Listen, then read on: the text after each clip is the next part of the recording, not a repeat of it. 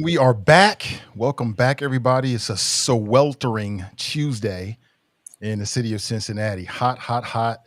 The forecast is miserable, miserable every single day. If humidity and heat and 90-degree temperatures, 100-degree heat indexes, if that's not your thing, don't come to Cincinnati. If you're cool with it, it's all good. It's all good. On top of that, so many things going on in the world of politics and culture. So we're back to discuss. Let me bring everybody into the show. What's up, everybody? How are you? Oh, Man, it is sweltering. Very one of those days. Hot as it is outside, Nathan, is about to be hotter here on Hot Mic. hotter on hot mic. I like that. I like that. Kevin, you're kind of good. Your mic's kind of in and out. It's kind of in and out. All right. Try to Out then in. How is everybody? Phil? Phil, we're live. We are live, Phil. He'll catch up with us in a second. I don't know what he's looking at. He might be on another screen. Yeah, it looks like it. Look at this, hilarious. Like he might be on it. What's Phil Phil. thinking? He's thinking And about his mic is off. You can't hear it. stock market. He's like he's a stock market. Oh, he Oh, whipped the nose. He whipped the nose. no. Let's take Phil off. Oh, What's Phil, that? man, we gotta say that. That's not so sexy. Yeah, nothing sexy about that. His new screen. He's Yo, not done. boy. He Hey, ain't Kevin, done. give him a call if you can, man. He ain't done. He's not. Have him save himself. He's a digging. Yeah, we don't want to see that. I know I don't. Oh, man. This is good stuff. Oh, no, it wasn't. There's nothing good about that. The real voice of reason has just entered the program, gentlemen, just so you know. Well, Phil, we're glad to have you, man. Couldn't have a better pick for the show. What's Absolutely. that?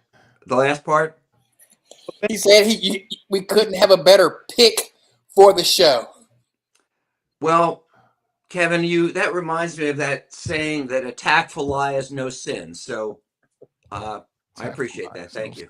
Okay. Well, then Donald Trump is a sinner because his lies are not tactful at all. And he's still telling lies. Apparently, so everybody knows that. Well, number one, are we or are we not at war with Iran? Right? Because most people know now that the Trump administration dropped bombs on some nuclear facilities. They didn't destroy them completely. And there's a lot of question marks about whether it hits its targets or not. But since then, people like J.D. Vance have been trying to make the case that we're not really at war. It was just a tactical strike. So I bring it to the crew. Are we at war or not with Iran? I don't believe we're at war. I believe that we just flexed our military muscle. I believe we were, first of all, used by Netanyahu or Benjamin Netanyahu. I believe that he pulled some. He stroked Trump's ego enough to get Trump to react, which I think was a good thing for Trump to react because other presidents wanted to do it before. Barack Obama, everybody wanted to do it before, but nobody had the cojones to do it. Netanyahu finally found his guy because he's been trying to get this done since 1996. So he finally found his guy to stroke his ego enough for Trump. I mean, but I believe Trump did this not out of it was like military exercise just to flex our muscle to show what we do. When North Korea, when they do their military exercises, they just shoot their stuff out in the air, and we're like, oh, we got to make sure we watch it. When America, when we do military exercises, we do military exercises. We do stuff that not another military can ever do because our country is built off the military complex system. So Phil, you asked me last week, who's the puppet master of Donald Trump? When you were like, you asked me, and I would say I couldn't put a name on it, but I can say it's the military complex system. And at this particular moment in time, Whoa! What do you mean the military complex system? What do you mean? Just like there's an industrial complex system with the military. You're saying the military complex system. Trump. No, Benjamin Netanyahu stroked his ego. Oh no, I agree. Netanyahu used him just like Putin uses him. I don't disagree with that. Actually, there's been some stories which I actually believe that the reason he did it was because he watches Fox News and they were encouraging him to go ahead and drop the bombs. And I think it's interesting. I was just looking up before the show the resolution. Let me look it up. War powers resolution. Okay, which is the authority that a president can use without a declaration of war. And what it says is it can only be exercised, okay, where there is a national emergency created by attack upon the United States, its territories or possessions, or its armed forces. And this clearly did not meet this. He could, the correct thing would have been to go to Congress. As bad as the Vietnam War, as foolish as the Iraq War, where at least the president went and got Congress, granted under false premises, but at least they got Congress to pass the Tonkin Gulf Resolution in Vietnam and the one authorizing Iraq. He didn't bother to do this. He just went ahead and dropped the bombs. And I agree with you, Tarris, that Netanyahu kind of played him.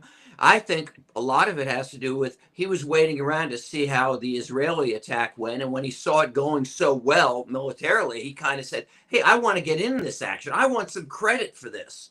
So then he started talking about we did this. And then he drops the bombs. And even if this so-called ceasefire holds, short term, maybe that's good. But you know what's going to happen in the long term?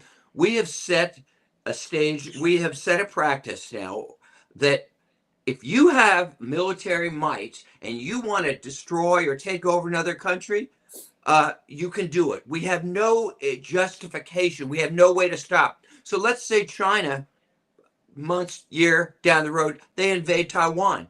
Okay, what's our justification for standing in the way? They're more powerful and they'll so forth. We're more powerful than Iran. And what's really sad to me about this is when I, as an American citizen, and not to mention of Jewish descent, when I have to look at the situation and say that my country and Israel, that I feel close ties to, are wrong, that they are in the wrong. And that is a sad, sad thing for me to have to conclude. Phil, I'll commend you for that. You think we're at war, Phil? Are we at war right now, Phil, with Iran? I mean, there's no declaration. I mean, I don't know. What does war mean? To be at war? There's no declaration of war, and there's no congressional authorization. So what we have is our country bombing another country unprovoked. Yeah. I would tend to agree with that. I think to say that we are at war is a bit of an overstatement. I think people who've been using that type of language, at this point, to me, to be at war is you've got to have some type of, back and forth sort of retaliation. I think what's going on with Israel and Iran could be categorized more as a war than what the United States is doing. I agree. I think this was sort of a military action, a bombing, if you will, or as Tarris said, a flex of sort of the U.S. might. I mean, look, let's not also forget that the United States, was the only ones who were capable, who had the type of weapons that were capable. What was it? The bunker busting missiles that were able to kind of get at these sites. So yeah, I think the statements that we're at war are a bit overblown. Look, here's the thing, and I do think this has some long-term ramifications, and I'm glad that there's some on the Republican side who are actually starting to show a little bit of backbone and who are speaking up about, Trump sort of circumventing the rules, which is nothing new. Like Trump has long stopped asking Congress for permission to do anything, and at best he expects them to be, a rubber stamp on most of the decisions that he makes. So a spineless, feckless, Congress that wants to stand up now, it's kind of like too little. It's almost too little, too late right now, because this guy has zero respect or regard for anybody, I think, on the Republican side. And if you do happen to speak out, he'll do what he did to Thomas Massey, and he'll call you a bum and say you need to be primaried and all of this other type stuff. Now, I will say this on the other side.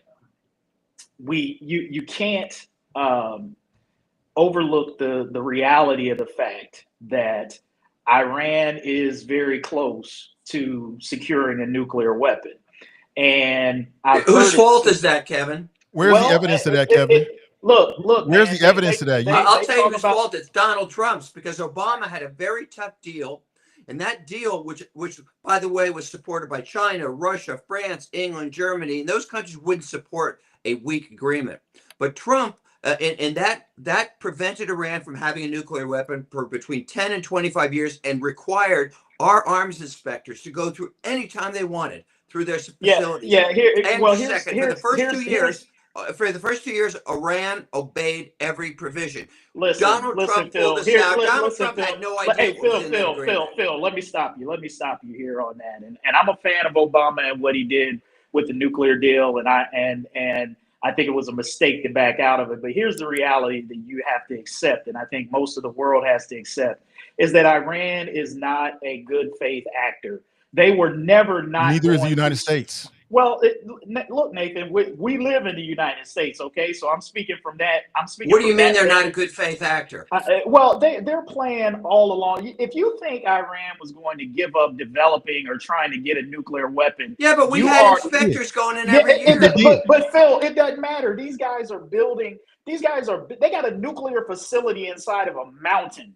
So you're saying our arms inspectors would be fooled by them, even having access to all their facilities? I'm saying that somebody who is intent on creating a weapon, they will find ways to make sure that your inspectors don't see what they're doing. Well, and that's why would you support Obama's treaty if it won't do any good? Well, considering the fact that they got 400? I can't remember what the amount is, but enriched uranium, which is about this close to being able to develop a nuclear weapon. And I think first of all, are you talking about since Trump pulled out?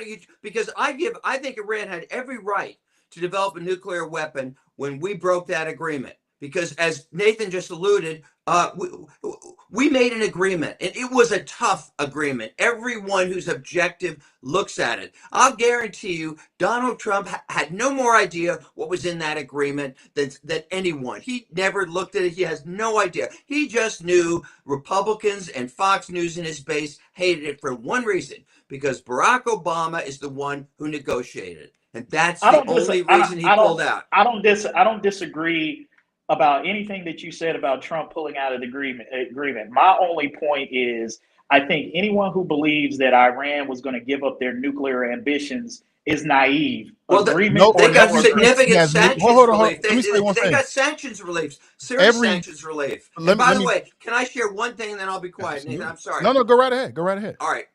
One of the things nobody talks about is how these fanatical clerics actually came to power. And the reason is because in the 1950s, Iran was a democracy, but they wouldn't play ball with the oil companies. So our CIA overthrew them, installed this tyrant who butchered the country for 20 years, named the Shah. And that is what led to the Islamic Revolution. And that's what led to these clerics and mullahs taking over. So we bear responsibility for that. Yeah. So the United States will never win. The United States will never win an argument or any argument about being a good faith actor. It'll never happen.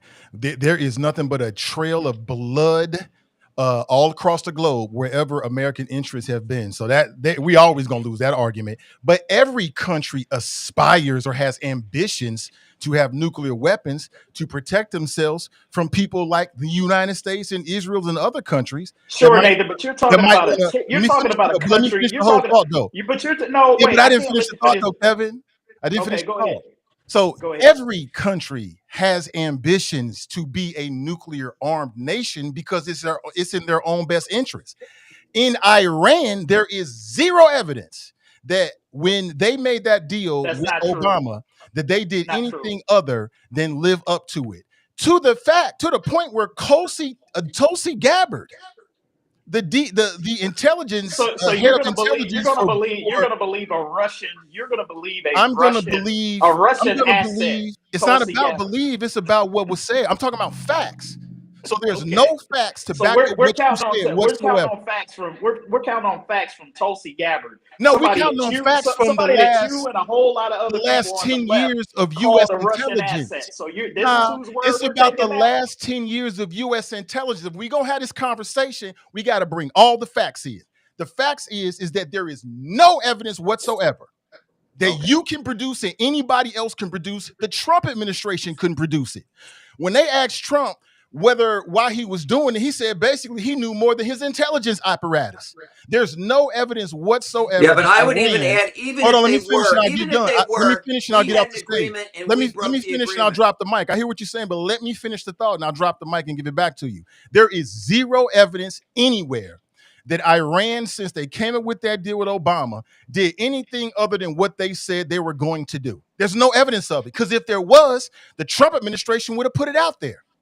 And Tulsi Gabbard, they did start eliminating her from the meetings, and they started locking her out of the meetings and Because stuff they didn't like what she was saying. Exactly, because she wasn't singing and dancing along the way what they wanted to. So they and I got to say a bit about what we're talking about. Iran, Trump eradicated the thought. Now there's no even thought about their nuclear weapons, or if there is, it's done now. Now they got to start over. If not from fresh. That's not true. So okay, I'm not okay. So I'm saying that to say this point here. How can if we thought we went in there and we went underground and we blew up all their stuff, but they were able to move it around on us? That just goes to show that while we should be in there making sure, because you're saying that they have sanctions, we can go in there, we can check them out anytime we want to. No, under the agreement, under the Obama agreement, not now. So after the Obama agreement's over, so we got to go with a whole new agreement. And Trump saying, my agreement is to strike. My agreement is to eradicate all what I feel like I want to eradicate. That's what Trump's agreement. He said, I'm going to take out whatever I feel like I want to take out. I believe it was played by, and in what I want to address what Kevin said about Donald Trump and Thomas Massey. You guys, and I've been saying this on this show ever since I've been on here, your guys going to see a big difference between the Republican Party and MAGA. MAGA is the low-hanging. MAGA is on. If I was to put it in correlation with the left, you know how they all have the far extreme left wing, like with a dyed hair and all, just emotional. That's MAGA, and the people who are going along with MAGA, you're going to see a divide. Like we watch Thomas. You guys watch what Thomas Massey does to Donald Trump, and I'll drop there. Thomas Massey is going to obliterate Trump's candidate, who he backs against Thomas Massey. It's going to be like y'all say about Aftab and whoever and Corey Bowman. It's going to be that way. Thomas Massey's going to defeat whoever Trump brings against him by 80 points. Are we? Here, let me just address this thing that you guys were talking about nuclear ambitions, and nobody wants to give that up. Like, it's one thing when you're talking about a nation who has nuclear weapons and they have a certain responsibility about whether or not to use them. Iran is a country that supports terrorist organizations. If they get a nuclear weapon, you best believe they gonna use it. And that's the whole. I don't believe it. Nathan, that's some of that Western media. Well, what about North Korea? North Korea are living in a, exactly. North Korea has them. North Korea is a sponsor of terrorism around the world. They has them. They did everything that they could to stop them. But they have them and they haven't used them. The point is detente. That's the reason. That's why people want to achieve that platform of being a nuclear powered nation. You're delusional, bro. I'm not delusional. Look at real life. North Korea. You need a lot of that left North wing. Korea That a sponsor of terrorism? Yes or no, Kevin?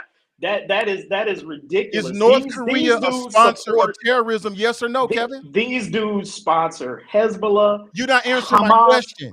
Is North Korea a sponsor of terrorism? Yes or no? Yeah. Do they have nuclear weapons? They do. Have they used them?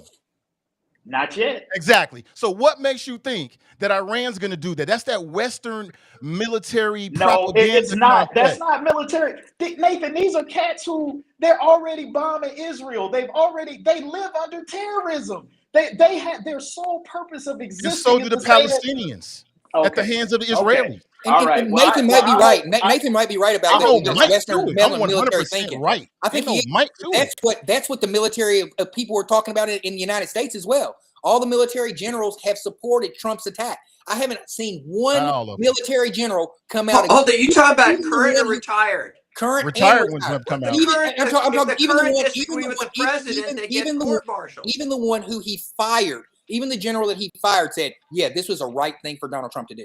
Whether we agree with it or not, the military agrees with him. The military who he is in charge of agrees with him. Whether we anybody with common sense agrees that Iran cannot get a nuclear weapon. If you want to live, if you want to live under this delusion that like, oh, they just want to get it for defense and all of that, you are No, I'm not living delusional. under that delusion. But the question is it right to us to launch an unprovoked attack, even because, yeah, we don't want them to get a weapon? But does that mean, because if that is the right thing to do, we should do it to North Korea too, shouldn't we? We didn't have a chance. We had an opportunity nation to. that's ever dropped nuclear bombs on one of their opponents. The only reason why we didn't do it in North Korea or wouldn't do it in North Korea is because you got to fool with China. And America is not a fool either. Just like that's China not the only reason. The other reason is that they would retaliate. It is the primary reason. Is that when you? That's not the primary reason. That don't even make sense. Okay, Nathan. Okay. Don't even make sense, bro. I'm gonna let you have it, bro. I ain't gonna even argue. But it don't make sense though. It does make sense. How are you gonna say that the primary reason why the United States is not attacking a nuclear-powered nation? No, I didn't say what I'm talking about is in the stage when North Korea was trying to develop their nuclear program. But we passed that now. Nathan, this is what I'm talking about. Listen to what I'm talking about. I'm addressing Phil's question about why we didn't bomb North Korea when they were developing a nuclear weapon. It was primarily because of their relationship with China, and the United States is not going to go in as much as they want. Look, we forget the same way we talk about Iran, we talked about North Korea. They cannot get a nuclear weapon. We don't want them to get a nuclear weapon, but there was nothing that they could do. That's what North Korea is not at war. North Korea is not at war with Israel. Iran is at war with Israel, which is one of our number one allies. So one of our number one allies is in a fight, and we have an opportunity to do a military Israel started. Israel started. Okay, they started or whatever. Israel's been starting wars and trying to start wars since Benjamin Netanyahu's been in office. So all the more reason not to follow their lead. But we do. And when Donald Trump has a chance to change his legacy and start a new legacy for himself and to transfer away from the bad connotation that he has, and if this thing works for him, he will go down in history. This will be the part of history that we remember, not the 20% of the people of the Democratic Party who hates him and who has Trump deranged syndrome. It's going to be the parts that he was a part who successfully attacked Iran and took out their military. That's the part that they're going to remember against Trump, not all the other stuff. Are we at war with Iran? Well, no, of course we are. Israel is at war with Iran. Israel's at war with Iran. We are. Of course we are.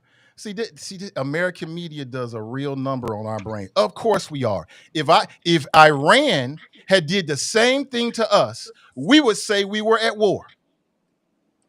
Exactly. It's like Pearl Harbor. If Iran if they sneak attacked us and just and did the same thing, destroyed one of our facilities, every last one of us say we're at war. So because we did it to them, we're not. I mean, come on, we gotta step away from being Americans and look at what's right and wrong and be able to be objective about what our country is doing, even if she's doing it in our own name. Even if she's doing it in our own name. That's what Malcolm was talking about. We got to be a step away and look at her for what she really is. This was wrong. This is nothing more than a provocation for Iran and other nations to get a nuclear weapon, because they're like, look, if we can't make an agreement with you and you're going to go back on it and then you're going to sneak attack us, the only recourse we have is we got a nuclear power. We had no agreement with Iran. We did have agreement with Iran, and we haven't had an agreement. We haven't had an agreement with Iran since Trump took office. We haven't had an agreement with Iran since Obama left office. So we had an agreement in place. So you look at it from the Iranian standpoint. You can't say we broke an agreement by attacking them. We had no agreement. There was no agreement in place. Kevin, think about what you're saying.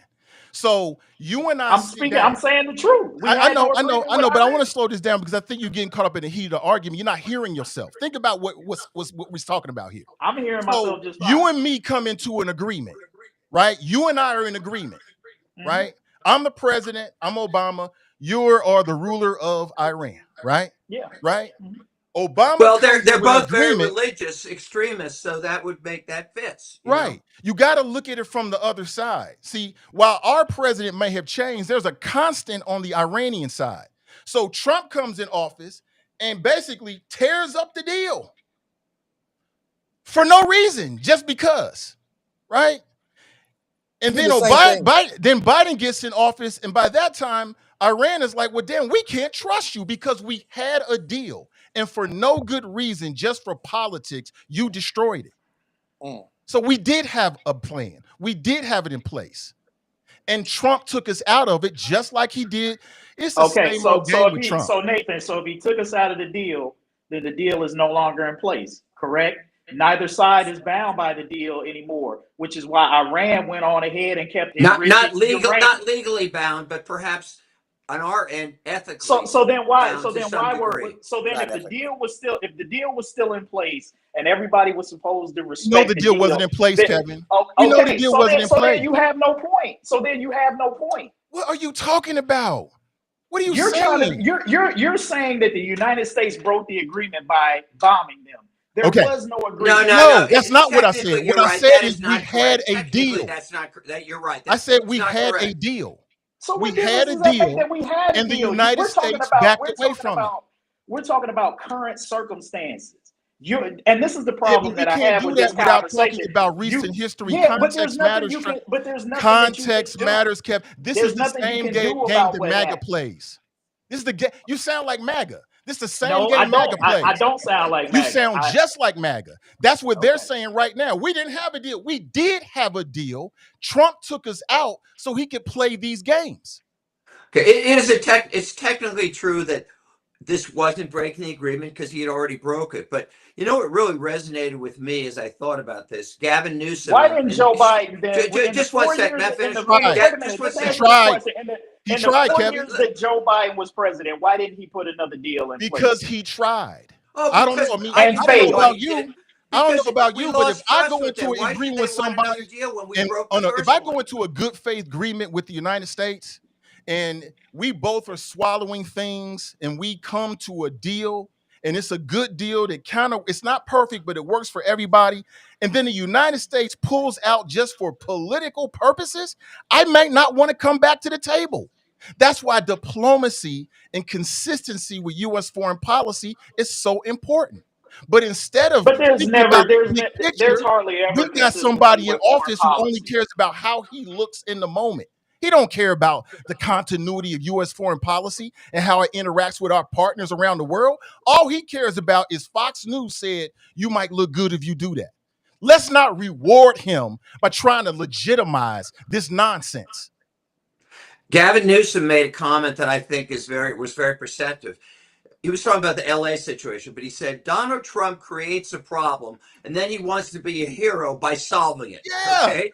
I think that sums up the whole thing. Absolutely. In the media and the world, that's what the story is. That's the story. You took us out of a deal that was keeping us safe just so you could do this, but I'm supposed to go along with it like, yeah, it's the right thing to do. We'll find out. I hope it is for everybody's sake, but that's what happened. It's the same thing you did with the border bill. Remember, Democrats and Republicans had a border bill. What did Trump say? I want to run against the border. What? Why do we keep rewarding this man for the same old game plan over and over again? It's obvious. It's obvious. And I feel the same way about the Iranians as Muhammad Ali felt about the Vietnamese. I don't know them people. They ain't never called me the N-word. I don't know them. I don't know what's going on in Iran for sure. All I know is what American media is telling me. It could be true. It may not be true. Remember how they lied to us about the Vietnamese? And look what happened. So, we got to stop feeling and we got to start thinking and breaking this stuff down from the perspective of what's good for the country, not just what's good for Donald Trump. I care about no Trump. I care about us. We are what matters, not him. That was good. I was heated. I still love you, Kevin. Oh my God. You're not like MAGA at all. I was just saying that in the moment. I just hope that nuke when that nuke land on somebody's doorstep here in the United States. I hope we remember these words about Iran. If the next catastrophic terrorist event will be white domestic supremacists. That's just like it was the last time with Timothy McVeigh. Just like it is every time. I ain't worried about that. They keep scaring us about people that's 2,000 miles away. I'm afraid of these people here in this country That's who scares the bejesus out of me. I ain't worried about no Iranians. Come on, we didn't forgot what Muhammad Ali taught us. Quit letting these people tell you that other people you never met are your enemy. I don't know. Maybe, maybe not. But either we support what Muhammad Ali stood for in those concepts and his beliefs, or we don't. And we should stand on those principles in times like this when it's a crisis. Of course, we're at war. If you drop some bombs on my house, I'm at war with you, period. As you would be too. Let somebody drop a bomb on your house. I bet you want to go to war. Okay, then. We're at war. And Trump brought us into this nonsense, and Kamala Harris tried to tell us. She did. I've been loving these videos of Kamala Harris and what she said during the campaign trail, and now all of it is coming to fruition. She talked about how Trump had no plan for us. He doesn't. She talked about how his only plan was tax cuts for billionaires. It is. She talked about how he was going to roll back the hands of time. He is. She talked about in 6 months, he would try to either unilaterally pull support from Ukraine and simultaneously get us into a war with Iran, and he damn near almost is. I mean, sis was on fire because she was a black woman, we couldn't hear her. I know Phil don't like that. He turned his head. That part I don't. Well, first of all, we don't know what really the factors were. At least from polling, it seems to me that the inflation and maybe the border, those were, at least according to the polls, what made the difference. Now, if you want to read into that, it was really they lied to the polls. It was really because she was a black woman. I mean, whatever. But I do agree with you, Nathan, that she was right, and we are going to what's the expression? Reap the whirlwind of this. There may be peace there for who knows how long, but the world is watching, and what they see is that might makes right. We have no moral ground to go to the United Nations when somebody else like Putin invades, or China. We have no moral ground. We can't say, "Oh, that's what you want." We can't say, "No, they attacked this country, so we have to go to war. So they're in the wrong." We have lost the moral ground. Yeah, you said it right there. Might makes right. And You that's the guys only act phrase. like that's a new concept. It's not. I'm No, I don't act like it's a new concept at all. I'm just amazed when I'm I sitting sit here chilling. listening to Yeah. you guys. Might make right has always been the case. It is Well, that's the always point, that though. ain't nothing new. Yeah, but that's the point, though, right? So if you were looking at, like, the way the world works, right? Might makes right is the way it works. Like, those who are strong enough to defend themselves. Those who are strong enough to take it. And that's the reason why most nations, if they don't have a direct agreement of defense with a nuclear armed nation, they want to get nuclear weapons, because might makes right. When you got a nuclear weapon, just like having a weapon on you, if people know you got a weapon on you, they ain't coming up on you on no dumb stuff. If you walking around with a sidearm, people not coming up to you with no dumb stuff, because they know you can take care of whatever comes with you. It's the same thing with nuclear weapons. Everybody want them so you can protect yourself from nations that's already got it. And we see with the flood of guns in our communities what that's eliciting. So just imagine you take that up a notch.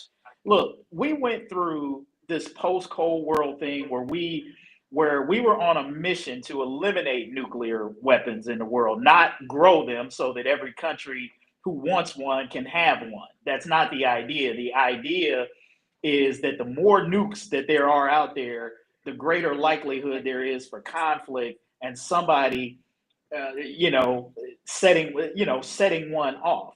And I think that one of the things that you have that's always a great equalizer with countries like the United States, China, or even Russia is this thing called mutually assured destruction. When you are dealing with individuals who don't give a rip about that, and I'm basing this not off of feeling, not off a lack of thinking, but off of what you see with terrorist organizations who will attack, who will strap bombs onto themselves and walk into the middle of a town square and blow everybody the hell up, who so deeply believe in what their religion and their beliefs are that they don't subscribe to the same sort of governors and stopgaps that you do. That's a different animal. They don't care about mutually assured destruction. They Yeah, we care got about them here. they care about your destruction. Yeah, we got them And here. They call Christian nationalists. Some well, of these now good old I boys mean running around. it's Remember Timothy McVeigh? That's the okay. biggest threat. That is our threat. It ain't somebody And in Iran. what do we call those people? We call them domestic terrorists. Whether it's Yeah. domestic or foreign, terrorists do what terrorists do. But what's your point, though? I mean, if I should be more concerned about a domestic terrorist than a I'm foreign not terrorist. saying you should be concerned about both of them. It's not a matter of being more or less concerned about one or another. We No. should be concerned about all of No, them. you should be more concerned about the people, the criminals who are closer to your home. See, I'm Where your not family is. I'm not gonna subscribe to that argument about being more or less concerned about one or the other. It's all concerning. And that's No. the mistake. That's the mistake that we make. Is like, oh, well, we should be more worried about this than something that we need to be worried about all of it. And we need to be dealing with all of it. Everybody in the world is more concerned about the crime that's around their own neighborhoods. Now, we all generally care about crime, but we really care about the cities we live in, the neighborhoods we live in, the block we live on, the street I live on. That's where you really don't want to see the crime because it's closer to you. And that's the same point I'm talking about. They keep scaring us. Netanyahu, there's videos out of him saying the same thing since the early 90s. They're about to get a nuclear bomb. They're about to be a nuclear. They've been telling this lie for 20 years. Only Donald Trump was susceptible, gullible, just like Kamala told us. She said he was gullible because he wants to be liked, right? Donald Trump was gullible to go for it, and partly is because his domestic policy has been crazy. Nobody agrees with it except for a very, very few at the very, very top. And that's the reason why he did it. There's no more legitimate reason. And somebody might lose their lives because of this. Well, Somebody might lose their lives because of this. I think there's the other piece of this militarily that's true that I think Israel, as well as maybe some of the more hawkish people in the United States, recognize is that Iran is weakened right now. They're weak, and they see this as an opportunity to go on ahead and clear it out. So let's go on ahead and get them while they're down, and go ahead and just wipe this thing out and do the reset. And that's how the military hawks in both Israel and the United States are thinking about it. So it's not just, I mean, so that justifies it. Here's the part where the Trump hate, and I hate to agree with Tarris on this, but here's the part where the Trump hate comes in for liberal people is that they hate Donald Trump so much that they can't that they only that in their righteousness they diminish it to, oh, this is just Trump doing Trump and ego and all of this. There may be some of that, but there are many different layers as to why we're seeing what we're doing. And it's the same mistake that liberals always make, is sort of trying to diminish Donald Trump to the lowest common denominator when sometimes there's a little bit more behind it than what folks think is going on. And I'm telling you, what was more behind it? It's exactly what I said. It's a chance to take out a weakened Iran. Basically, they're ripe for the picking right now. I want to go for another step further than that. What he did, used the military to, like, if somebody's got a bully has got somebody on the ropes and they're beating them up, he said, let me get a little bit of this so I can practice my new toys on you. Boom, boom, boom, boom, boom. Makes a military exercise. And I am for something is telling me that Iran has some kind of materials or minerals over there that we were going to extrapolate from Ukraine, because we were over there because we were trying to get some minerals, because we were over there. We were trying to negotiate a peace deal with Russia and Ukraine, because we ain't talking about you Russia and Ukraine no more. It's gone. And whenever we were like, okay, we're going to come over here, we're going to help the Russia and Ukraine. And sorry, what's gone? What's gone? What are you talking about? Negotiating any kind of peace, negotiating any kind of deals with Ukraine and Russia. Trump didn't want to side with Russia, even though they were in the wrong. So because the only reason Trump wanted to be over there, the only reason that Trump wanted to be over there is to extrapolate the minerals that they would need to continue to keep these chips going. That's the thing. So that's where I'm saying, and maybe in Iran, that he has a better chance, as Kevin was saying, since Iran is weak. Right? He's like, Iran tried to shoot some missiles at us, and he shot some little missiles at us, and we just knocked them all down, and we didn't even want to waste any money on one of the missiles that wasn't going to do anything except hit the dirt. So we got so much intel on them that we know what they're going to do before they're going to do it. I'm thinking that they're going to extrapolate minerals that they would need, that they were going to try to extrapolate out of the ground in Ukraine, that they need to try to build these chips they're going on. That's my theory. You're like, wow. That's my theory. Is they see some minerals over there, because that's why we went over there. It's not minerals. It's oil. Tarris, it's oil. It could be more. It could be oil. It could be oil. But there could be more minerals. There could be, if you when you dig in that region and lower, they need these minerals to get this chip for cell phones and all these other like AI. They need this certain type of material that they've been looking for, that they were going to go to Ukraine to get. And I believe that's the reason why Trump said, okay, Iran's down. They're beating them up real good. They're on their last ropes. We can go in there and we can have a reason to go in there and extrapolate and damage their nuclear weapons and say we went in there just like George Bush did, said the weapons of mass destruction. But this time it's not even a bigger deal because they're so weak. And then we can go in there and find their land, find out the minerals we need, get that out of it, and then we're in a better situation. That's called imperialism. He's in a better situation than having to deal with Ukraine and trying to keep up with China, because China is doing imperialism, what we're talking about, all through Africa right now, and has got a huge head start on us. Well, China is been actually, if I can say, you're not correct. They're not doing what Nathan was correct. What we are doing is imperialism. What China's doing in Africa is not imperialism. They're not invading. They are smartly working out deals. They're forming relationships. China, that's not imperialism. Yeah, that's not imperialism. Thank you so much, Phil. Because I was going to say the same thing. What China's been doing very smartly, and they really start making moves every time Trump gets in office, because Trump's people think that isolationism is some kind of big win, and it's absolutely the wrong prescription for the problem.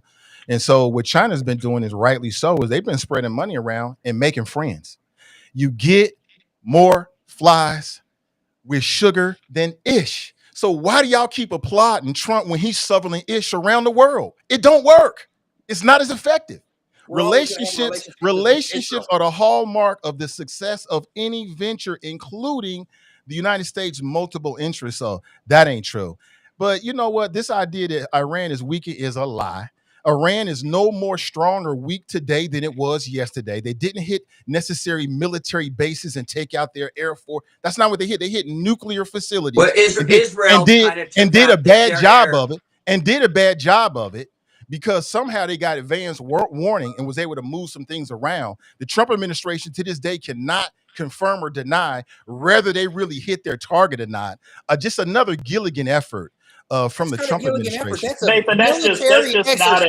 That's a military exercise. That's a disrespect to the military and the advancements of all they're Stop it. doing. No, it's not. That's a military exercise. It's a disrespect. It's a disrespect to do something that no other country had ever done and practice on things. What's the use of having this stuff if you can't use it? What's the use of having military if you can't flex your muscles sometimes? Whenever North Korea does it, they got to shoot these missiles out in the ocean and out in the atmosphere. We had an opportunity to see if our military.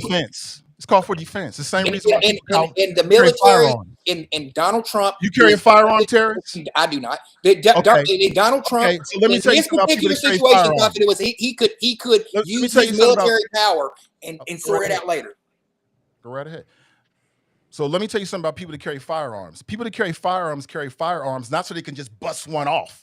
They do it for protection, Tarris. They're not just looking to use bullets. They're not just looking to use bullets, yeehaw, because that's not why you carry a firearm. You do that in case you are in danger. That's the same reason why we have weapons as a nation, for defense, right? For defense. Most of the dudes I know that in Kentucky, we go out to the farms and we just pop off ARs, M16s, all these big powerful rifles. That's called shooting practice, Tarris. I know, and they are waiting, and they're waiting for some stuff to pop off.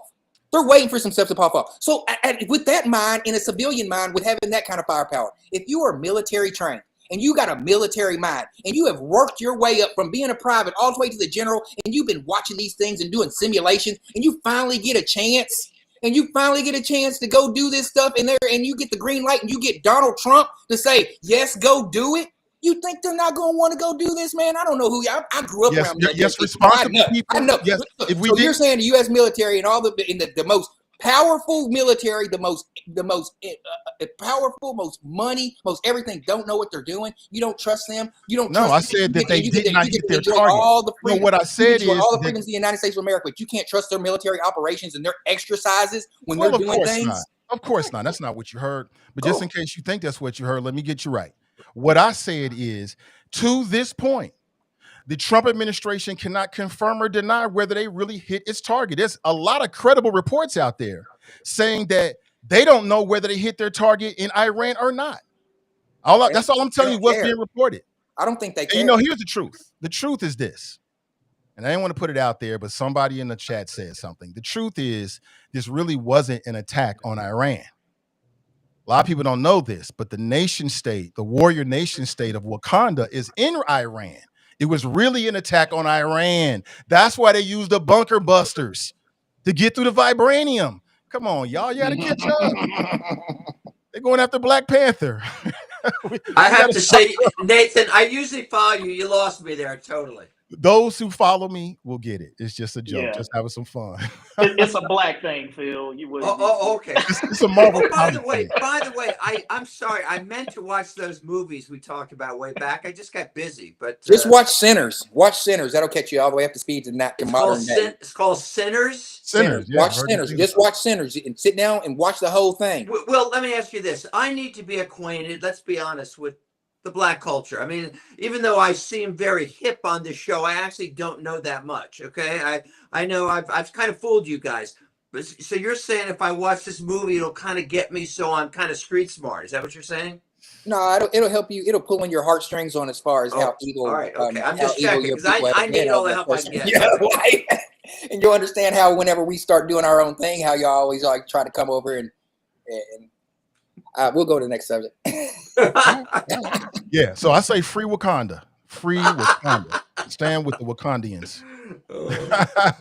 That was one of the greatest lies they ever told, that they were in Africa. They're not. They're not. They're in Iran. All right. Let's move on to some more topic. We've been on that topic for a second. That was hot and heavy. But let's get into something. Let's do something local.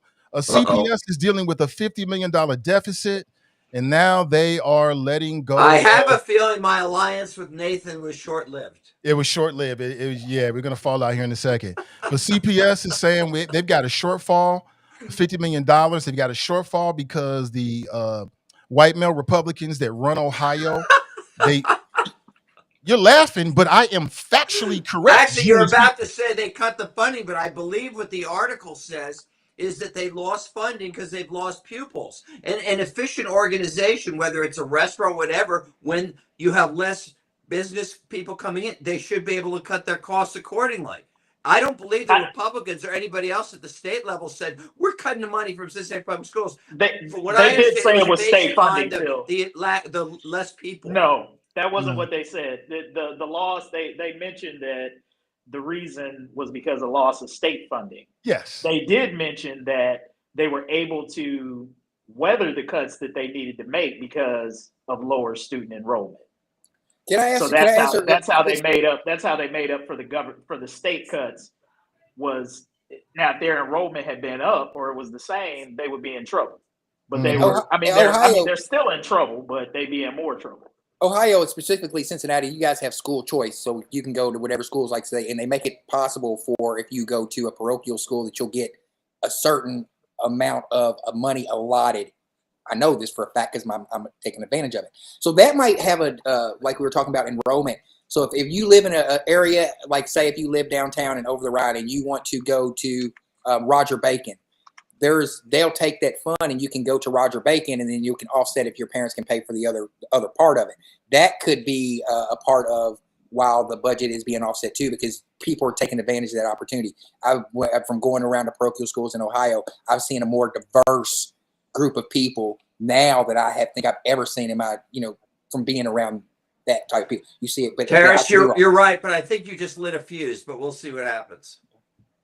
Yeah, I was reading the article, and it's just really sad what the Republicans in Ohio are doing in public education. It really is a betrayal. And if more people really were aware of it, because I think most people don't even know or care about it and what that impact could be, they would be in the streets about this. It's a complete betrayal. But, I read that CPS is saying that they're cutting more than 100 positions. Many of them were vacant.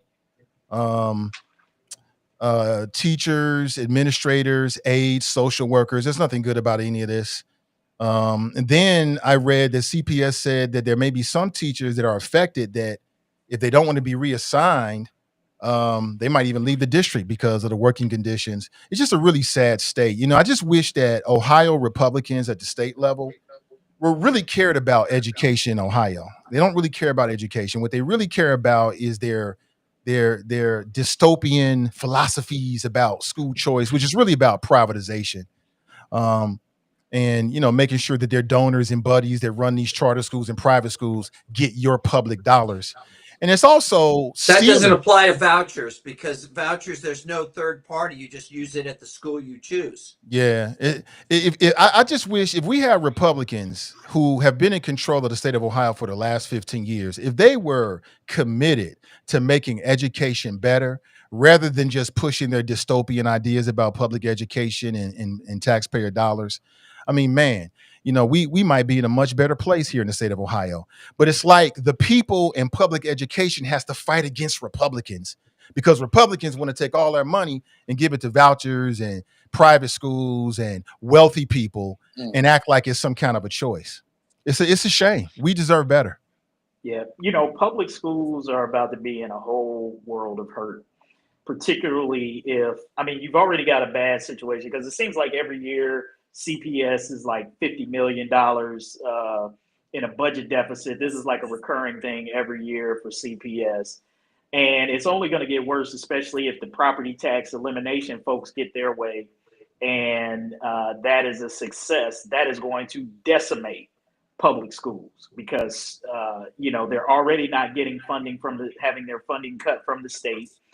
Republicans are already, as you mentioned, trying to filter away money from public schools to give them to private religious schools. In fact, Donald Trump, part of his big beautiful bill is something called the Educational Choice for Children's Act, which is another private school voucher program that would take money from public schools and allow them to use it at religious schools.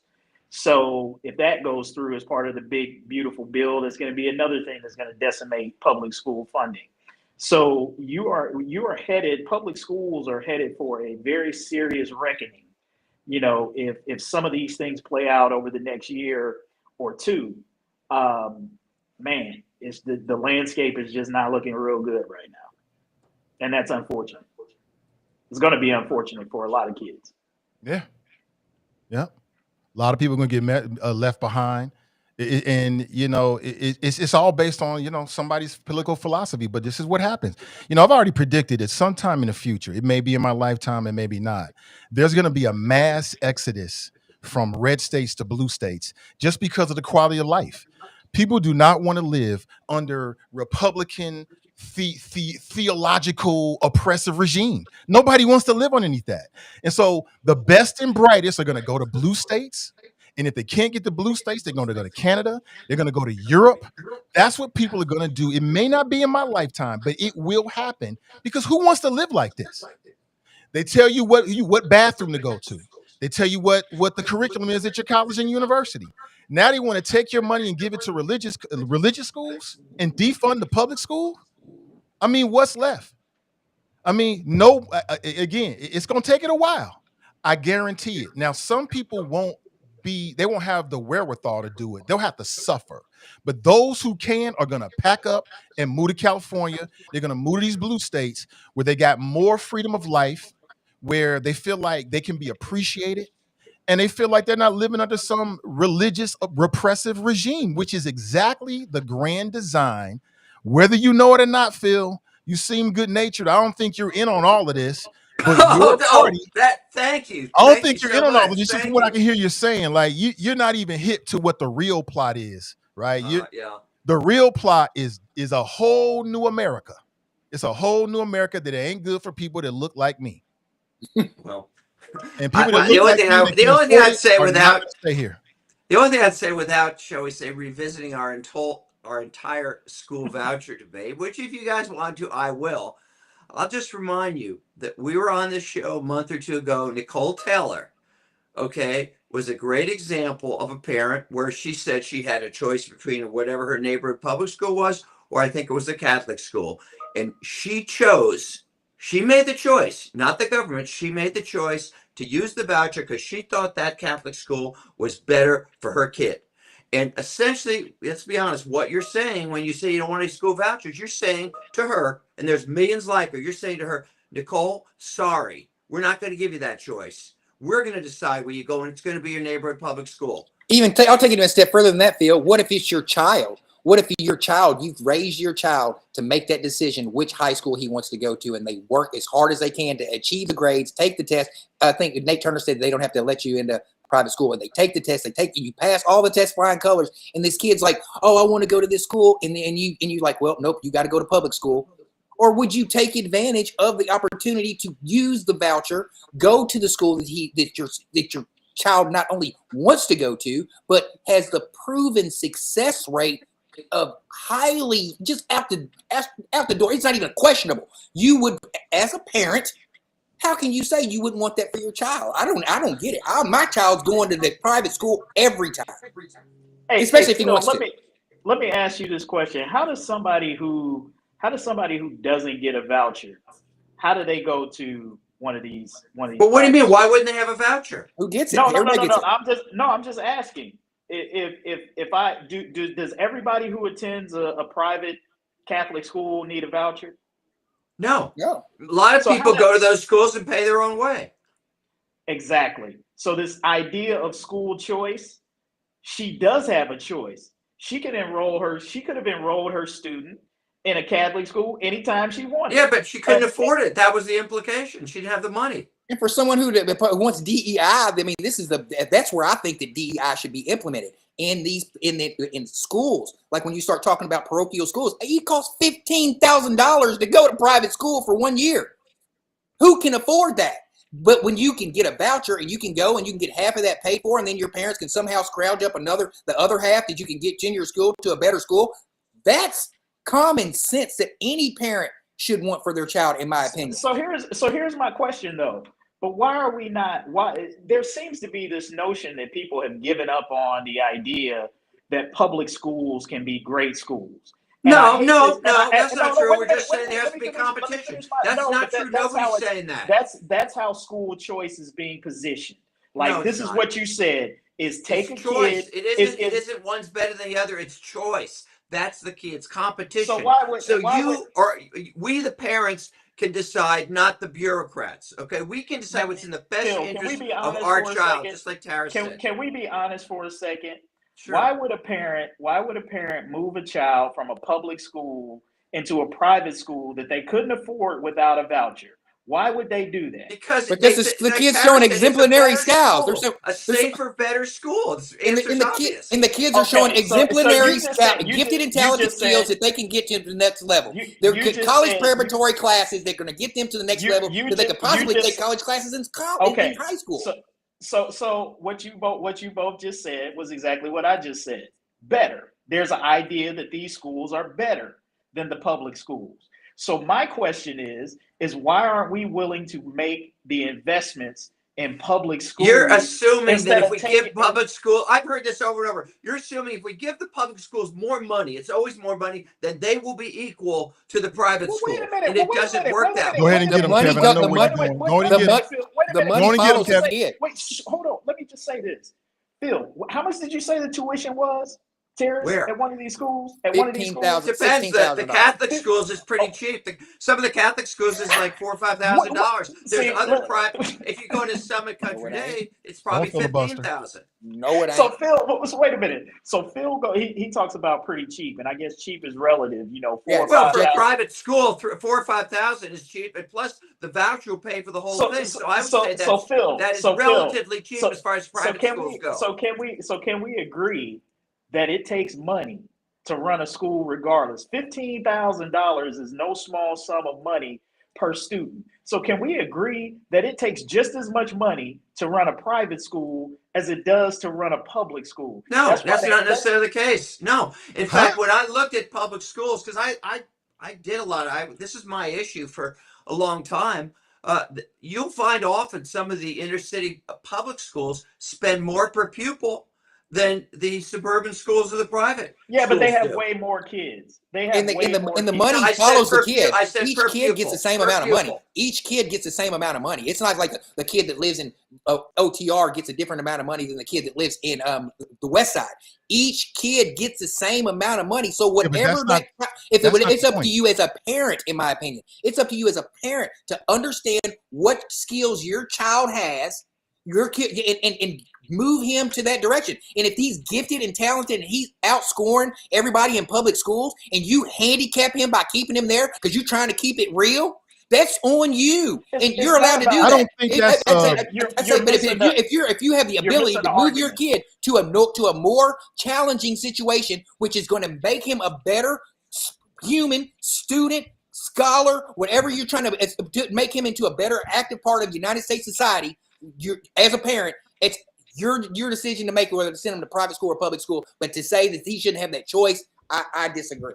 I'm not saying that parents shouldn't have that choice, and they do have that choice. They have the Not choice. if they don't have the money. If they're poor Well, or low that's income, they don't life. have the choice. I mean, Should that's have life. vouchers. That's Yeah. life. That's life. That's life. I have a choice. I have a Well, choice.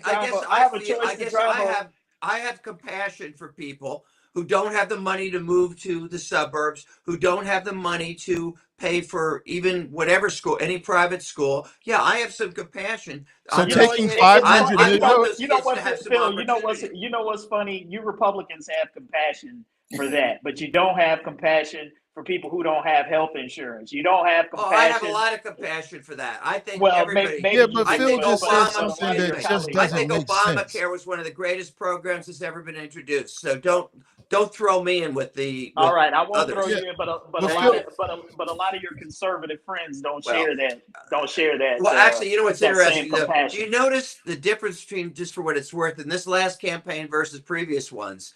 Do you notice that nobody on the Republican side was really saying anything bad about Obamacare because they know that people like it?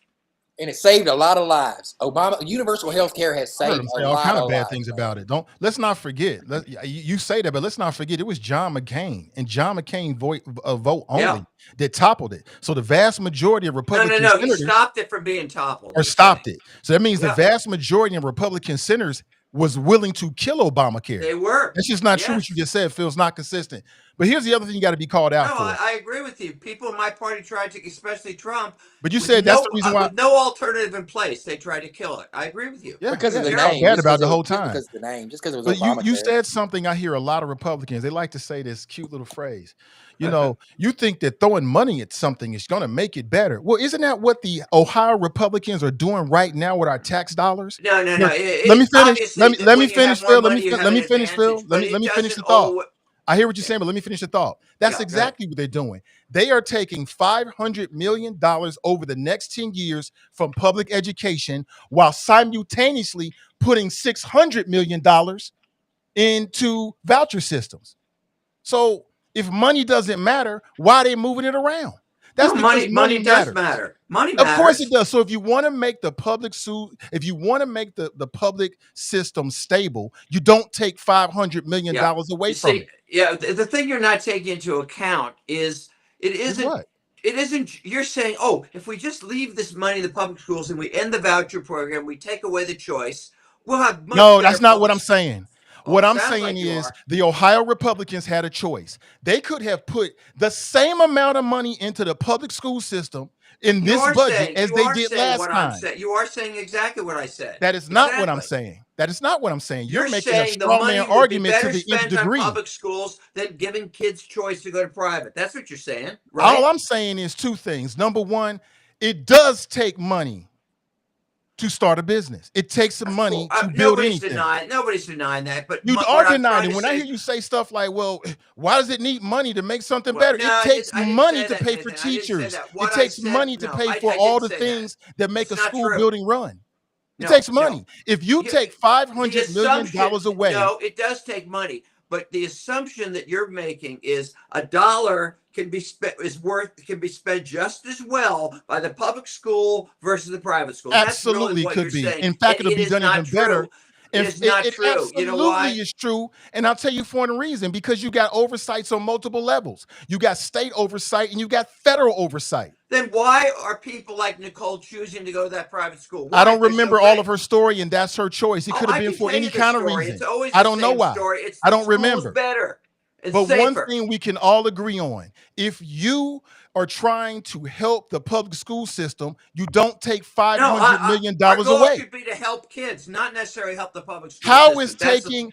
that's of course, if you got kids, most kids in Ohio are in public school field. You do know that, right?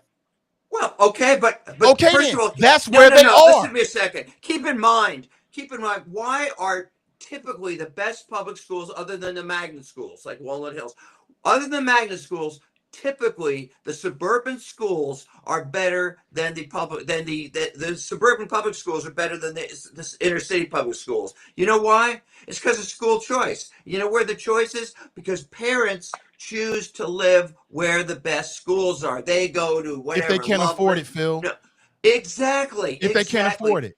But But that's what. but my No, let me point finish. is, That's why they. No, how does that's why. but No, here's let my me finish. question. I That's got a why they simple go there. question They're for you, Phil. You keep exercising dodging school it. choice.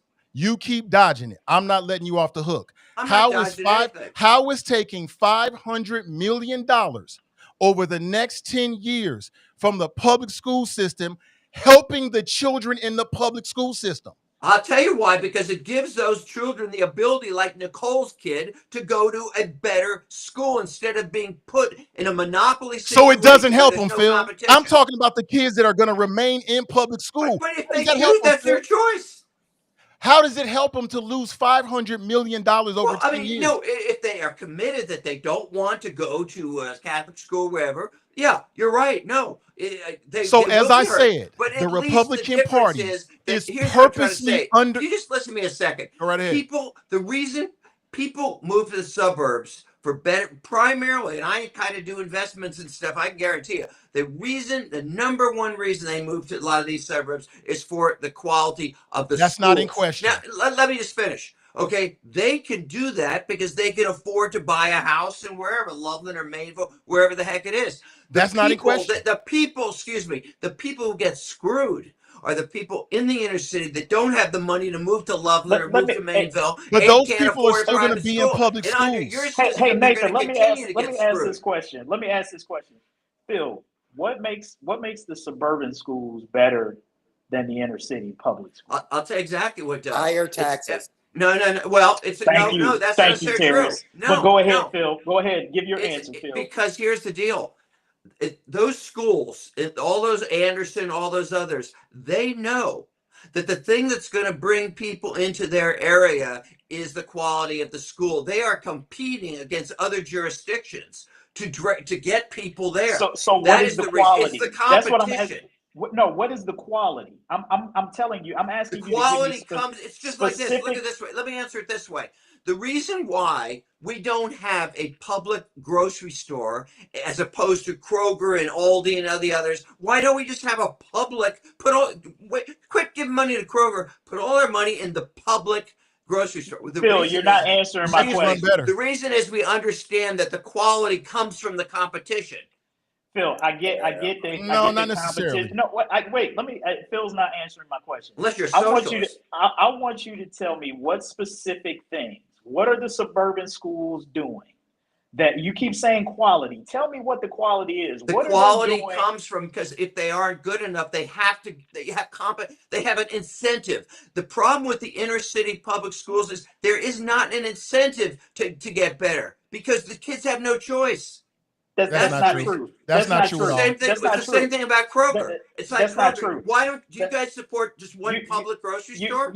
Why can't you just say, Phil? Why can't you just say this? Oh, the teachers are better in the suburban schools, or that it's safer because they have security, or I'm asking you. I would say those you are to give me components. specific things, because this is what you won't say. This is what you and the Republicans won't say, and I say this all the time. This is the intellectual dishonesty that I hate in these conversations. You'll say the schools are better, but you won't tell the truth about the things that make those schools better. You won't name specific things. I'm not. Put it this way: I go based on who I'm gonna tell wants you to what be it there, is. and I vote based on board scores. I am not No, enough of it. I am not an educator to know, oh well, we need to have this course or this or this. I do know it's safer. the That point. is So pretty clear. why would students in Mason score better than students at Woodward or Withrow or any of the other? What Phil? What things are at play that makes those students more academically successful that would then make a school Put in it this way, Mason, I'm you not an think? educator, but I would assume it's discipline. I would assume it's quality of teaching. I would that kind of stuff. I Quality would of assume teaching is that. expensive. Quality of teaching is expensive. Exactly. So if you want better teachers, guess what? Okay, You got to but pay as them. I've said, I was gonna say, I You got bet to you. pay them. if you look at per pupil expenditures, I looked at this. The amount I'm per not. pupil Don't break it expenditure down in in those per inner city pupil schools is expenditures. huge. Per pupil expenditures can be misleading. I want to know how much are teachers in Mason getting paid compared to what teachers in CPS are getting paid. Probably less. Probably most of the. I'll guarantee you this.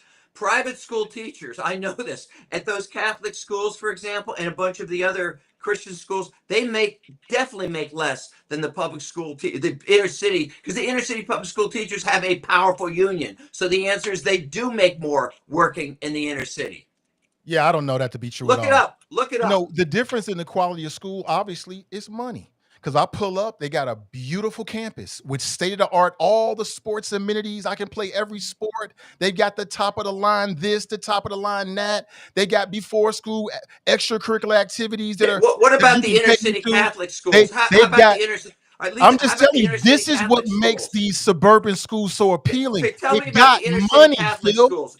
The They've inner city got money. Catholic schools have less Now money you than want the to talk public about schools. Catholic schools before you using suburban No, schools. the point is, it isn't. Your whole thing is It comes down the to more money, the money. better they are. Those It comes, Catholic schools have everything in less this money world than works much on. less money than the other inner city schools. I don't But believe it, and I gotta look at the test scores. I don't believe it one no, bit. it has If nothing to you, do with test. I'm not talking about test scores. I'm just isn't that talking the about outcomes we're looking for? Test scores and graduation no, rate, no, no, no. Now college graduation rate. Yeah, you're misunderstanding me. What you asked is, you're saying it comes down to suburban schools have more money, and what I am saying is the school that Nicole sent her kid to, assuming it was a Catholic school in the city, since inner city school, I'll guarantee you the teachers make less than the public school teachers. I'll guarantee you they have less money than the inner city public schools. But people like Nicole and others choose them I don't because think you should they use believe Nicole as it's an better for example. their She's not kid for even one here. reason or another. I think you could be completely mischaracterizing what she said. I don't remember all the facts.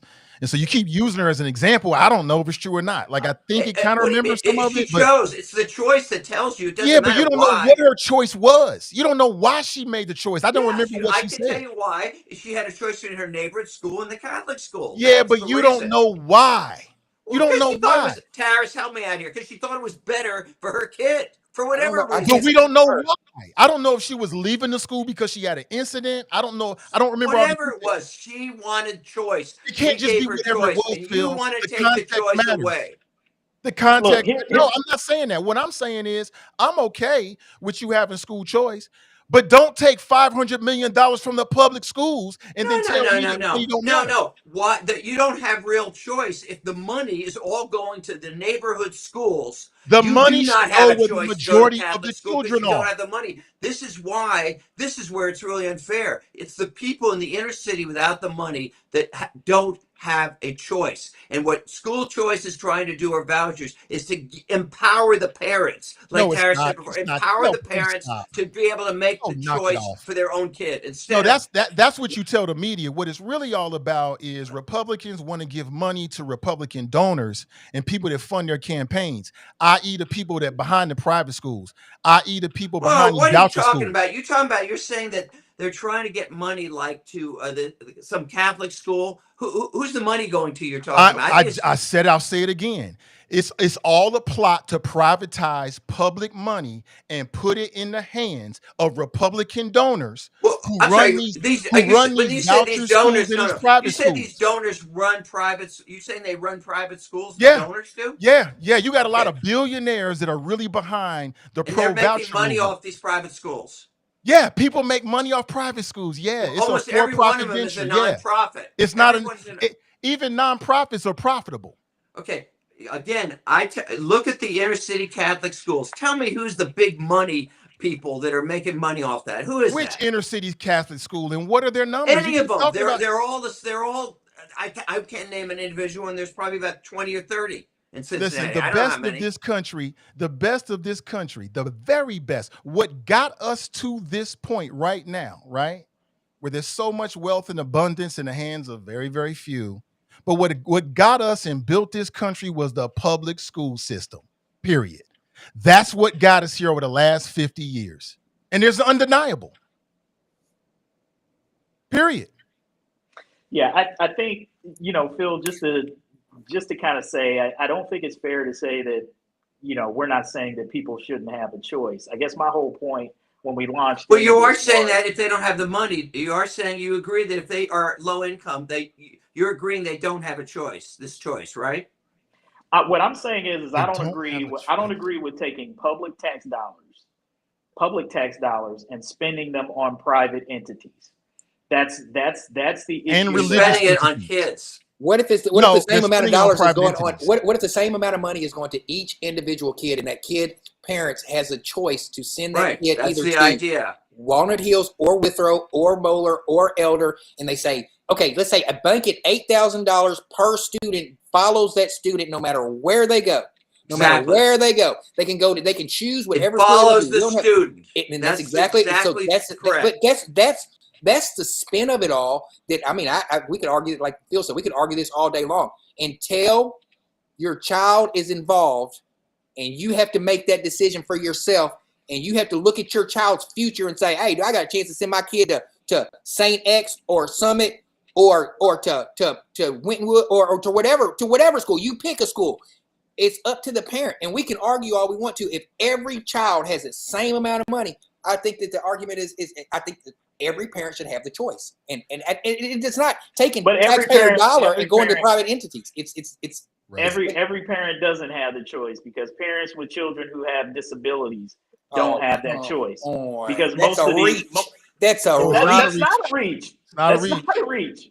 That's not and a then reach. there's people with disabilities. They got special needs, and they have special programming for them.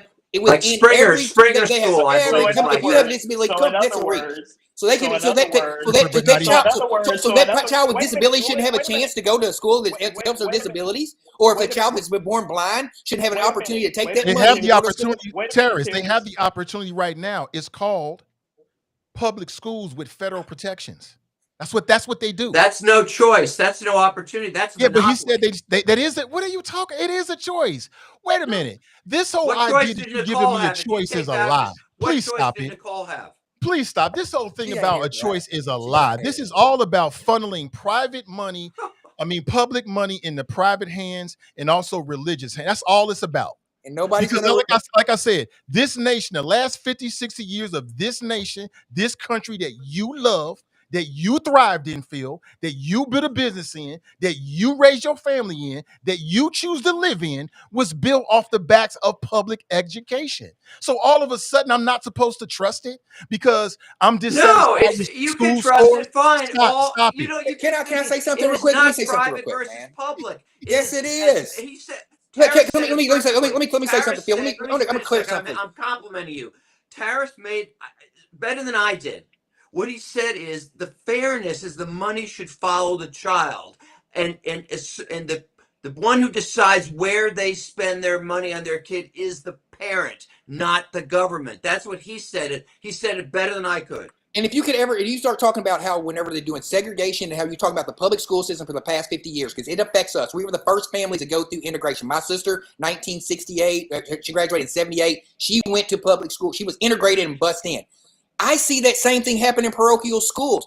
You're seeing a more of a diverse group of people in parochial schools that gives more competition, gives more life happiness. You're getting people from who are not like life environmental cultural norms. So if you get a kid that grows up in Mason and they go to Elder and they have a kid that goes from inner city, they might go to each other's house and learn something different about each other.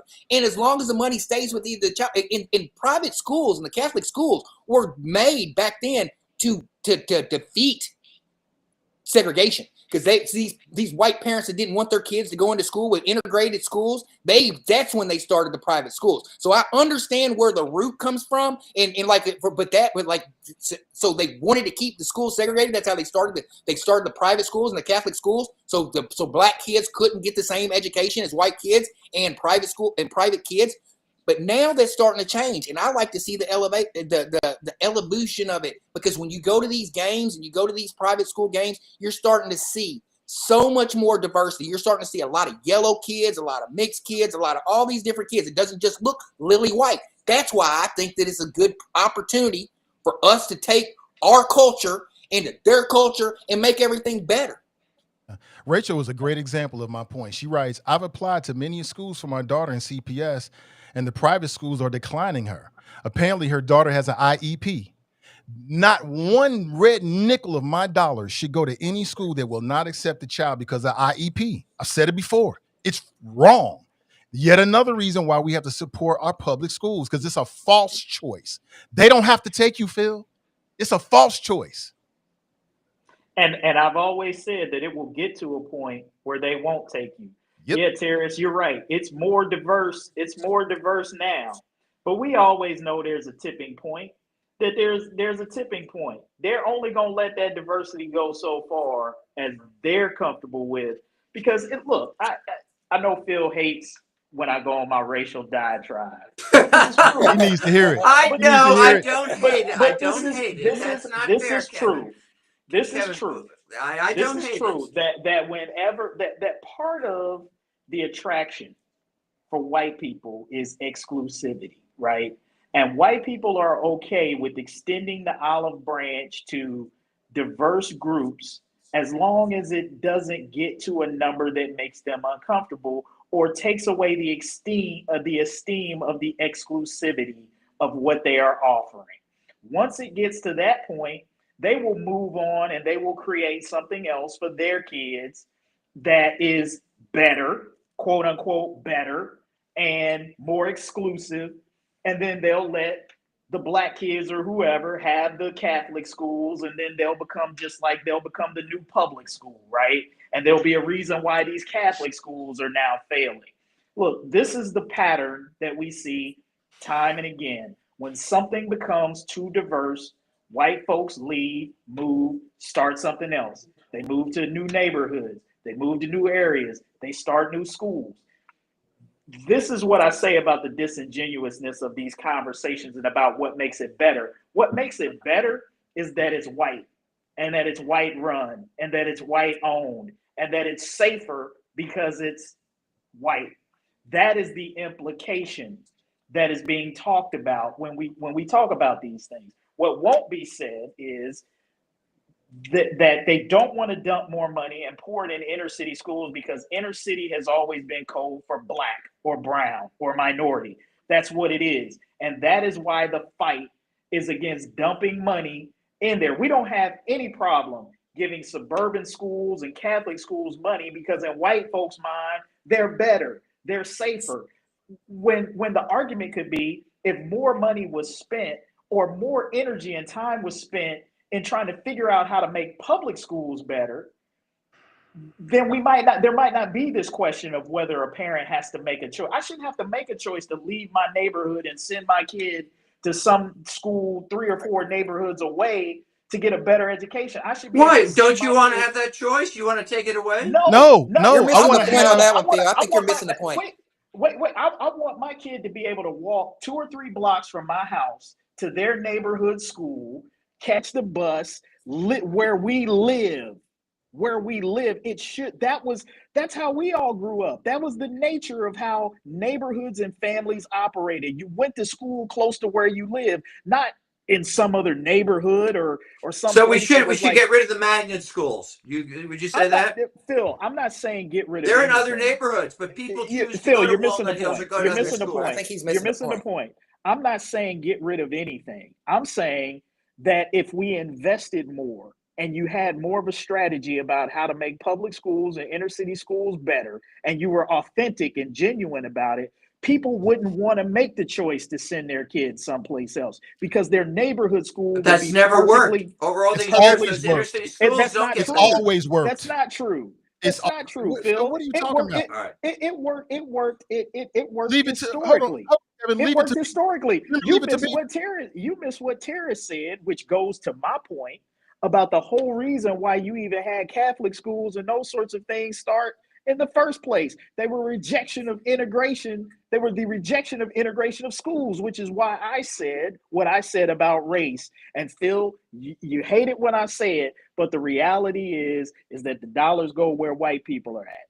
And that's the fact of the matter. Correct me if I'm wrong, but aren't there a whole number of private schools that have been set up? I think Marva Collins was one here in Cincinnati. Aren't there a lot of schools that are vast majority black where most of the kids are on vouchers? Yeah, Phil, you may have one or two examples here or there, right? I think there's quite a few examples. White folks always love to do this. They like to throw out the one or two examples. I have people say, "Well, Kevin, you're successful. Well, why can't everybody the money else doesn't why always can't go to everybody white else?" schools. It primarily goes to white schools. I said it primarily does. Yeah, that's what they're And doing that's with the New Ohio. But like I said, I wish that Republicans cared about really making educational outcomes better for our children. They do not. They're caught up with their dystopian philosophies about private schools. And Kevin made an excellent point. You shouldn't have to make a choice. That's the whole point. You cannot say you're investing in kids, but you're divesting in the school buildings. That makes no sense. Remember, Leave It to Beaver? He went to public school. He walked to school. Remember Wally and them? They walked around the block and went to school. Not to mention Eddie Haskell. Eddie Haskell. Remember that? They used to be in the lunchroom. Yeah, that's the way we all grew up. Now Republicans want to revise history like we didn't grow up like that. We all grew up. We walked to school. We knew everybody. You walk with your friends. Your friend might live around the block. That's how we grew up. That's how our kids should be able to grow up now. But Republicans are betraying the American dream by undercutting and defunding our public dollars. People need to wake up, man. Y'all, I don't vote for them. I already know what the plot is. People need to wake up. Their vision for America is not good for people that look like me. It is not good for us. Well, and that's what look. We got if we're going to start fixing these things, we got to be honest about it. There are two things that I think Republicans generally hate about public schools: unions. We know typically that conservatives are not supporters of unions. They like right to work states. And well, the all of unions these are other mostly in the inner city schools, not in the suburban schools. Am I correct? I got you. That's why you guys. Kentucky Teachers Union runs shit here. They run it over here. Kentucky's Teachers Union. That's why Andy Bashir is the governor right now, is because Kentucky's Teachers Union. So that's a big part of Probably it. more than that. Is that conservatives hate unions because they feel like part of the problem with the education is you can't get at these teachers. Like, this is what you always hear. Like, these teachers who these underperforming can't fire bad teachers. That's what you're saying. Yeah. Is there any truth to that? Oh yeah, it depends on what they do. It's just getting rid of a teacher. As a general rule, is it true in the big public schools, particularly the ones that have unions, inner city ones? Is it true? I've never had a circumstance Phil, let me okay, here, I'm gonna give you this one, Phil. Is it hard to fire bad police officers? That's the point I was going to make. Yes, it's very similar. It's the same. It's the same. Okay. Unionized. It's hard to fire anybody in a union. Hard. You can work in Kroger's. You can work in Kroger's. It's hard to get fired. Let's be real here. Let's be real here. It should be hard to fire almost anybody. If most people were in unions, union protection is a good thing. Well, now that's why it's hard to fire Cincinnati police officer, because the FOP is very powerful. Hey, that's the same. And God bless same them. Thing. Same and God thing with bless the inner city schools. Same thing. See, and this is where I'm gonna get you at. God bless them. The FOP should do that. That's their job. God bless those law enforcement officers for having a union so strong that can protect our interests. It's hard to get rid of bad cops. All workers should have that. Unfortunately, we don't. We should all have those protections. I don't like a lot of what I hear the FOP does, but I don't want to abolish the FOP.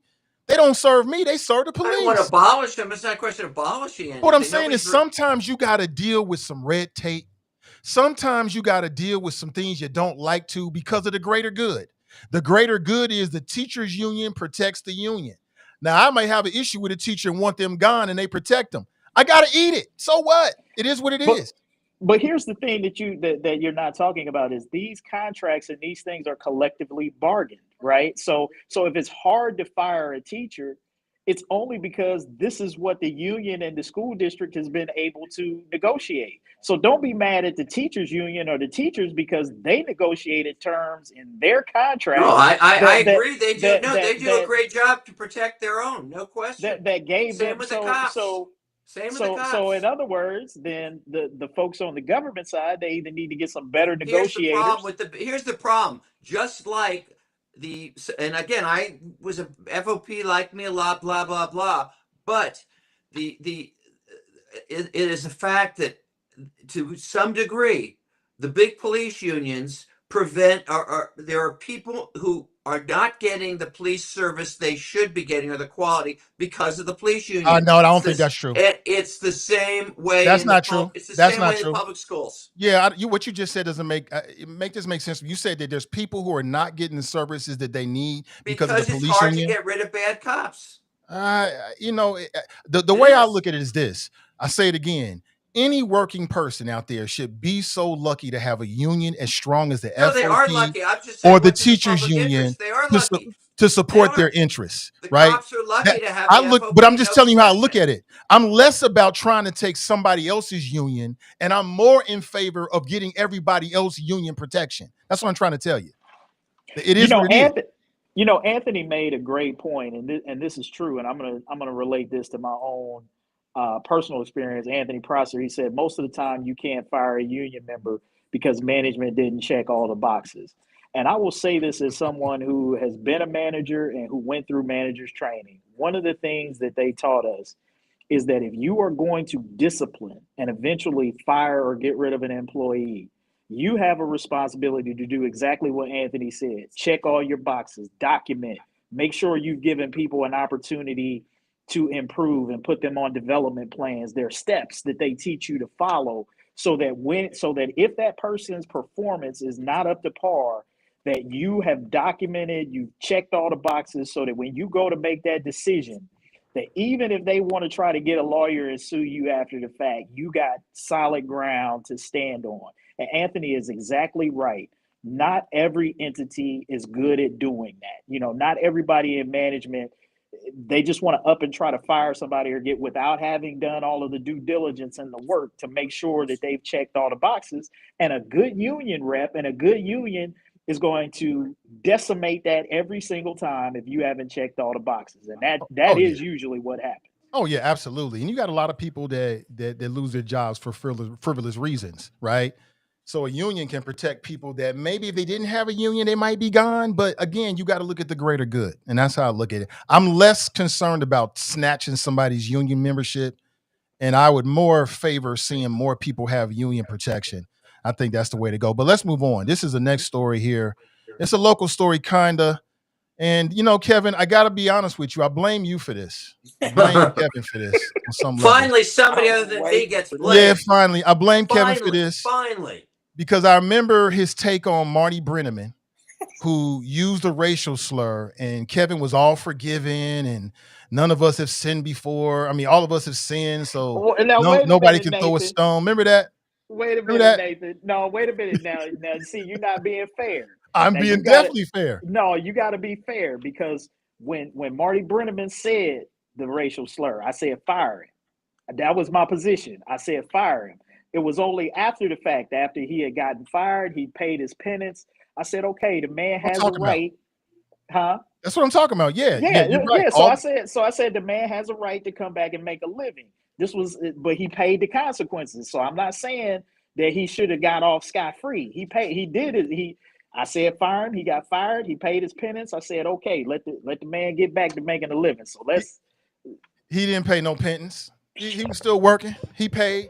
But for folks that don't know, there's a Reds announcer recently avoided suspension. I think it's a St. Louis announcer, Nathan.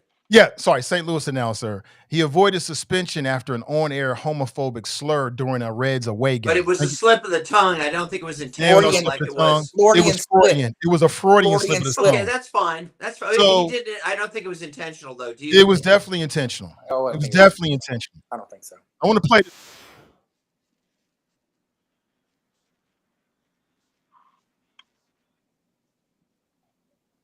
Yep. So here he is talking about pride flags, and he said pride FAG. And it's a Freudian slip. It says something about his mentality. He should have been fired immediately, but people like Kevin made excuses for Marty Brenneman, Right. and you normally you didn't Hold do it. this intentionally. Remind me if you guys would, without saying all the words. What did Marty Brenneman say? Can you remind me? Marty Not Brenneman Marty. did It not. was Marty Tom, Brenneman. not Huh? Marty. I'm sorry, Tom, not Marty. Sorry, Marty. Remind Sorry, me Marty. without using necessarily each word. What was it he said? Yeah, he thought he was in break. He thought the mic was off, and I Yeah. think he was talking with Okay. his remote operators or his producers. Okay. And he says something about St. Louis being the all-time FAG city of the world, Okay. something like But that. that was Yeah, intentional. That was not a slip. Yeah, it wasn't a slip. This No. wasn't a slip either. It was a Freudian slip, meaning that it revealed something about Yeah, his but inner thoughts it's still by it's still a accident. slip. He didn't intend to do it. It just reflected perhaps his bigotry, but he didn't Yeah. intend to do it. That's the difference between that and the other situation. Yeah, but his bigotry went out over the airwaves once again, just like Tom Brenneman. And I'm just ashamed that anybody would be allowed to stay on the job after saying something like that. When you sent this interview and I looked at it and I was like, okay, and I think about childhood memories of his. I think if this guy's not mistaken, his dad's Harry Carey. That dude ain't going nowhere. His dad is richly ingrained in the commentary world. This dude his dad is royalty, Harry Carey. And if I'm not mistaken, this is his son. I assume it was his son. It's like a who's gonna fire Harry Carey's son and then him not go get a job anywhere he wants? I'm Who sure. gonna check me, boo? Yeah, he's Teflon Don. He's like Donald Trump. He's untouchable with that point. Am I wrong Yeah, in saying this man should have been fired? What do you think? Well, so here's what I would say. I agree with you 100% that I think the fact that he had the Freudian slip was indicative of the fact that was on his mind. And it's unfortunate that, I can see how it could happen. You got pride flag, and you're thinking in your head this slur and it comes out. So I 100% agree with you, Nathan, that this was endemic on what was in that man's mind, and unfortunately he let it come out. Yeah. I'm playing him over my head too. Yeah. And while I agree, I think he didn't mean to say it. Like I don't really think he wanted to say it, because that would just be foolish. But I do think that as a communications professional, I mean, look, we all have slip ups and faux pas. Yeah, look at all the times you swore on this show. Exactly. Absolutely. Same thing. But that was intentional. But I would say this. I would say that, that when you are speaking publicly and in situations like that, and I could just say as myself, as someone who does it, you're constantly paying attention to sort of what is coming out of your mouth, and there's sort of this general awareness. It's not like sometimes when we're on this show and But Kevin, aren't you talking about writing where you have a chance to proofread it more than you are speaking? I'm just talking about public speaking, public speaking just in general. There's just like a lot of thought that you put into, like, you're not just like somebody at that level. He's not just out there winging it, when he's in the booth. He's a pro. He's a professional broadcaster who should be above that type of thing. Now, I'm not saying that in this case, because it was a slip, and I don't think he meant any ill intent, and it wasn't as malicious as what Tom Brenneman did with the hot mic on.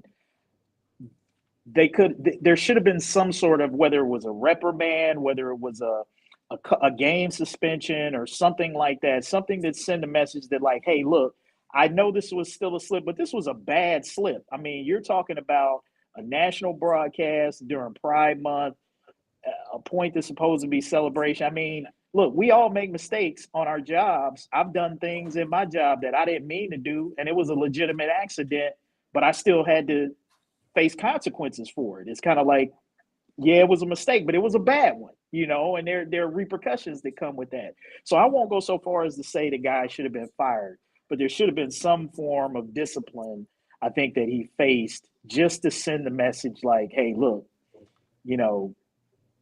I know you didn't mean any malice, but you still got to do better. Vanita writes, she writes, whatever is in your heart will eventually come out of your mouth, no matter sober or drunk. And that is true. I mean, don't you have a morals clause for these kind of jobs? I mean, to me, FCC, does FCC regulate what he could say? I mean, because that's what I was thinking. Because he possibly could be regulated, because FCC that regulates that. The FCC is controlled by Donald Trump. It's no longer an independent. Could be. Body. There are some words you definitely don't want to say if you're on FCC regulated airwaves. But back to Kevin's point, we're not talking about a layman. We're not talking about somebody at the bar. We're talking about a highly trained, highly paid, professional communicator and broadcaster. Like his mind should be somewhere completely differently. Like I probably did 10,000 minutes behind the mic. I never slipped up and said that, not one time, because it's not in my heart. I don't use the word. It's not in my head swimming around. And to me, once I saw that, I'm like, dude, and why? I think Kevin's point was it doesn't have to be all or nothing. Fire him or keep him. He should have been fired. He could. No, just a second. There are degrees of offense. And I think what we've agreed on, call it a Freudian slip, but it was a slip, whereas Brenneman's was clearly intentional. I think what Kevin was saying, which I agree with, is fine. You can suspend him for a few weeks to get the message out, but it doesn't mean you have to fire him. He should have been fired. And he should be down on his knees somewhere begging for forgiveness. But because homosexuals don't have the power of, let's say, Jewish people, right? Hey, now you're getting close to home. I'm coming close on purpose. I bet you if he had made a Jewish slur, something either would have happened to him, even if it was Freudian, either something would have happened to him or he would have been down on his knees in front of the media pledging forgiveness. Ain't no doubt about that. Has he asked for forgiveness or said he's sorry, by the way, which I think he should do. 31 seconds worth of silence tells you enough to me. Whenever there was a 31-second silence after that, I was like, man, what are they doing? I know me. I would have paused the mic and I would have been like, bah! You know what I'm saying? That's me personally, because I was over and over my mind over and over about the N-word, how close it would be saying like, well, N-word, or like somebody, we got the Texas Blackstone whale N-word, like coming to, like trying to think in my head where I could possibly, I'm comfortable saying, because I'm comfortable saying the N-word like it flows off my tongue. So like if I'm in a situation like that, I got to make sure, like you just said, Nathan, I got to make sure I'm not ever going to say those things, even though those words comfortably roll off my tongue. Just a question. Do you guys know, did he apologize? I don't know. Did he? 31 seconds says I don't think he did. 31 seconds after that. Actually say I'm sorry. That's what I'm talking about. Let me look it up. I don't know. That's a really fair question. I think it makes a difference. Had he insulted some more protective privileged classes, we wouldn't have no doubt about whether he apologized. Come on, guys. The most protected, most privileged class in the United States of America right now is the LGBTQ community. Please. They have moved the needle in Black Lives Matter. Without the LGBTQ community, there be no Black Lives Matter. Without the LGBTQ community, there has been no major push. Without the LGBTQ community, the Me Too movement was done by women and LGBTQ community. They are the major push in this country. So if you say that was a small, clearly that's not true. So if you're saying that was a small thing, because if they want to get behind this and they want to put him out, although there is not a majority of people who watch baseball, and there's not a huge LGBTQ community, although they do have pride days at the baseball games, it's not an overwhelming where they can say, we're going to boycott St. Louis if they don't fire Harry Carey's son. It's not enough. But I forgot where I was going with that point. But I'll stop there. Oh, yeah, go right ahead. Yeah, I hear you. I don't think so. I think, because homosexuals are not a protected class, they don't really have the clout and the muscle. What? Then are you saying they don't have the clout and the muscle. That's what I was saying. The LGBTQ community completely changed the Black Lives Matter situation. Without the LGBTQ community, there would have been no Black Lives Matter. So you saying that they have not had, they don't have the power to change things. The LGBTQ community is the most powerful. I They didn't say have that. been in the past decade since Obama. No, The LGBTQ community has been the needle pusher in no. any change that has happened in the United States of America. Because That might be true. so you can't say they're not powerful. If they wanted to cancel Harry Carey's son, they could cancel Harry Carey's son. They just don't No. care because No, they they're couldn't. logical enough to know that it was a Freudian slip. Yeah, no, they couldn't. You know, like you said, he's part of the protected class. He's baseball royalty. Like, why do these sons of, like, you know, play-by-play royalty harbor these homophobic thoughts? To what is wrong with these folks? Like, is it hand in hand with being a baseball commentator? Is this how they feel like they can be one of the guys by being anti-gay and using the F word? Like this false bravado and fake machismo, like you got to prove to the world that you're not gay and lesbian. To me, that just makes you suspect. Like, you know, real men don't have to prove they're not gay and use the F word. Who out here is doing this? It's sickening to me, but you know, I went to But public school. Nathan, like, but I gotta say this, man. When you take it back to the playground, when you start taking it back to the playground, like where I come from, everybody got it. Everybody. It don't care who you were, what you look like. If you got some kind of disability, you got it worse. It's just the way it was on the playground. It doesn't mean it's right, but that's how some people still live to this day. They never grow up. They grow up playing football at their molars or their elders, and they're doing this kind of behavior and the privileged lifestyle that Nate Turner just talked about, the nepotism that goes on. They get to skate through life, and they get to make comments like this unscathed. And that's just the bottom line of the society we live in.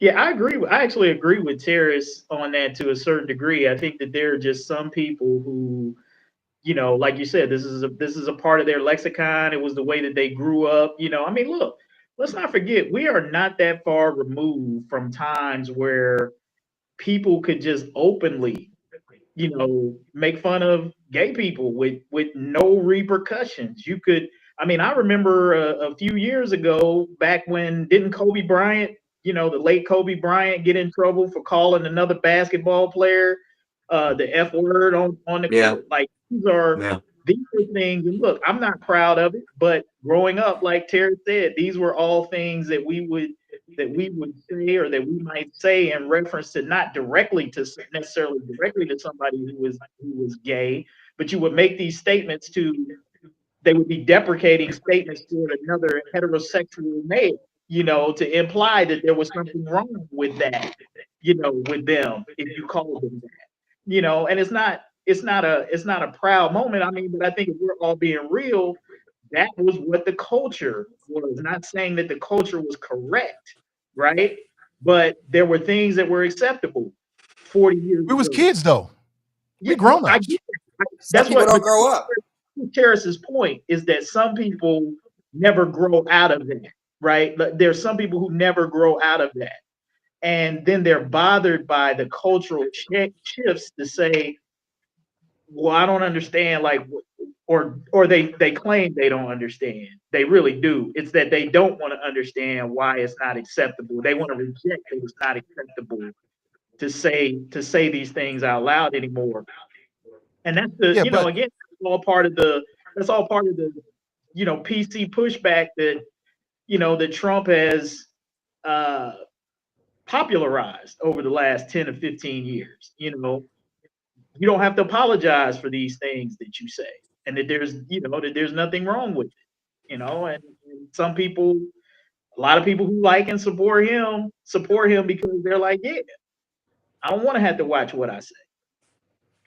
Yeah, I want to address what Janice said, that I bet I got bullied a lot.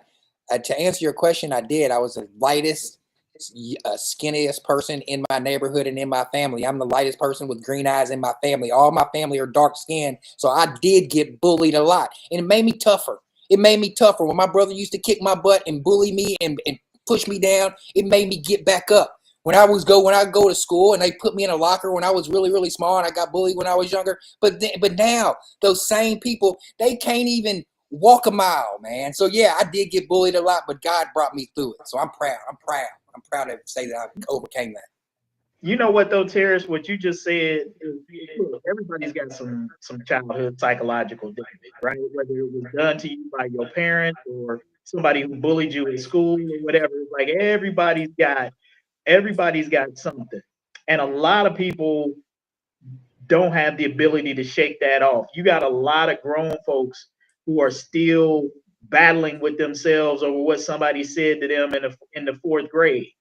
And I think what you got to recognize is that kids are kids. You know, kids say things without any real gravity about the impact of what they're saying or doing or the correctness of that.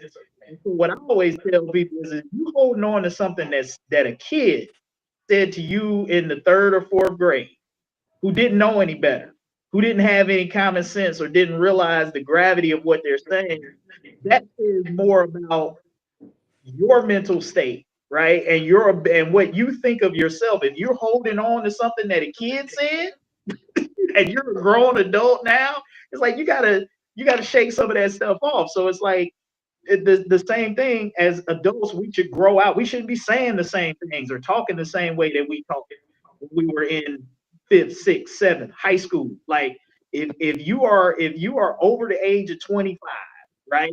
Which is what I kind of consider, at least for men, on some level, a point of where you should be mature enough to not be living like a kid anymore.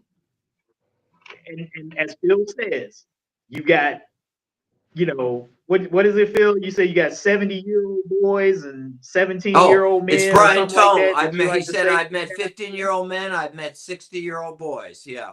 The Measure of a Man. We're reading that book in the mentor program that is that what it's called? You talking about 5 Marks of a Man? Is that what it's called? The 5 Marks of the Man? Yeah, it's a good book. It's real good. Yeah.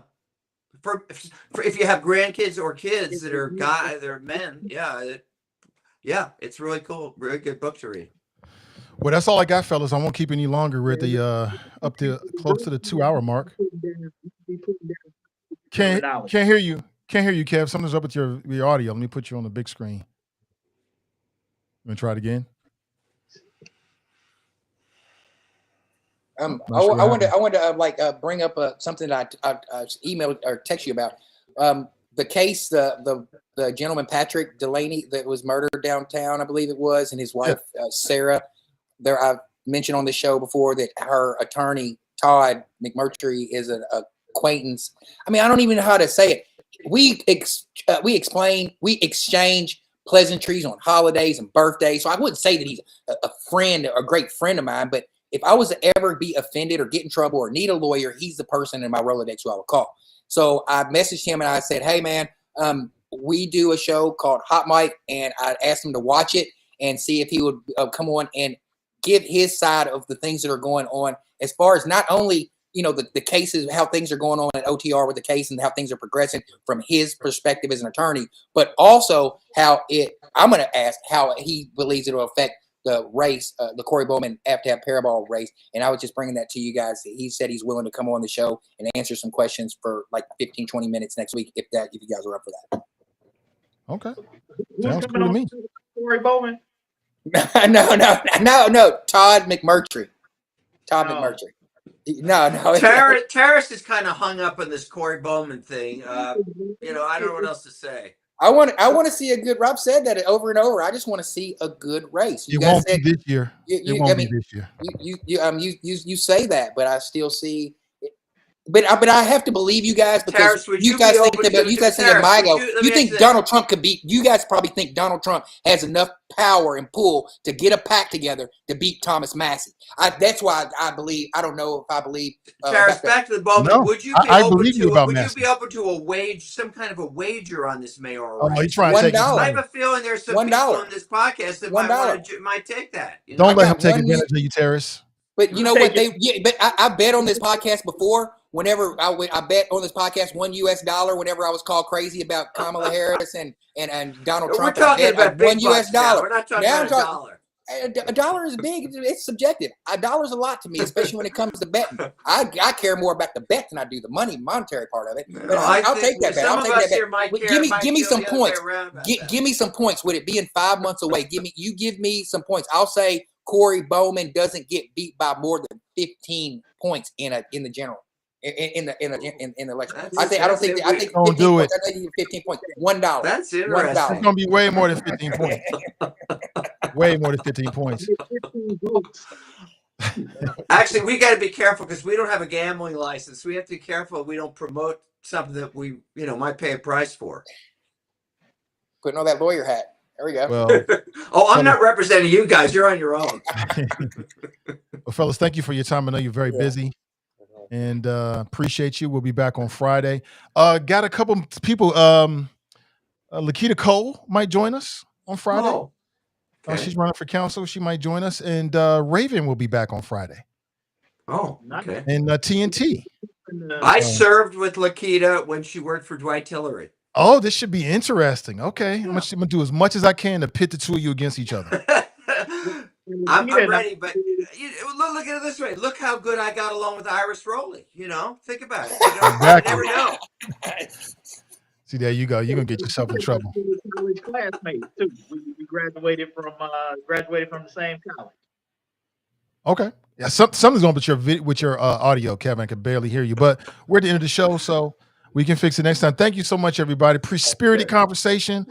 Audience, hopefully you got something out of it. If you got some ideas about people you think, would make good crew members, people that's got something to say, they're not afraid to say it, please direct message me, and it might work out. We might get them on the show. So have a great day. And Viva la Wakanda. Viva la Wakanda. Stand with the Wakandans. Forever. That's not for you, Phil. That's not for you, Phil.